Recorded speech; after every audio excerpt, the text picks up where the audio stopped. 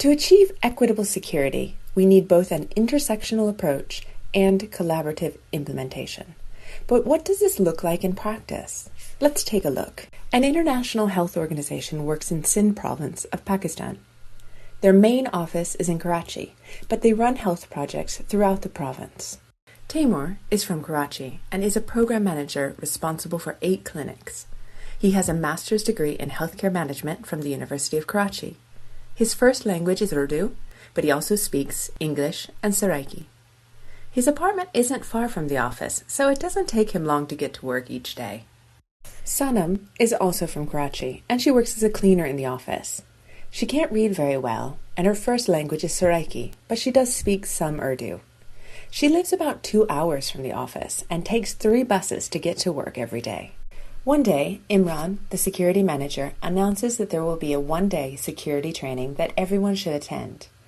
Taimur's manager tells him that he needs to prioritize the training above his other work. No one talks to Sanam, though, to confirm whether she should attend, or tells her that she doesn't need to clean the office so she can attend the training. The day of the training arrives, and Imran teaches the staff, telling them what they should do to work safely. Sanam doesn't understand all of what is being said, but she's too timid to ask questions. She also uses her lunch and tea breaks to keep the office clean, meaning she has to leave the office late that night when it's more dangerous to get all those buses home. In this story, 2 people have had equal opportunity to receive the same security training, but one person is marginalized and one person is privileged. We could expect that Taimur would be better able to implement security procedures because he understood everything that was happening. And Sanam, well, she may make security mistakes. How could this situation have been different? How could we have an intersectional approach with collaborative implementation to provide security training equitably for both Taimur and Sanam? Well, when Imran announces that there is a security training, he could speak to Sanam's manager and ask her to send an announcement to the entire office, letting everyone know that it won't be cleaned that day because Sanam is attending the training. During the training, Imran could use more images, icons, pictures, or videos, rather than a lot of text explaining security concepts. This would help those who don't read or don't read well. He may ask a Saraiki speaker to translate different portions.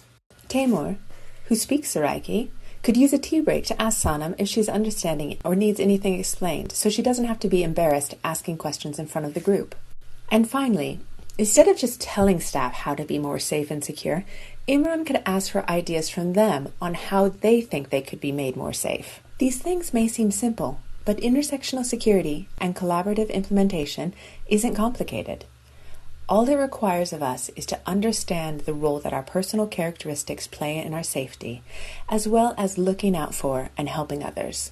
And as a final thought, remember that one day your safety might be dependent on someone else. So none of us are safe until all of us are safe.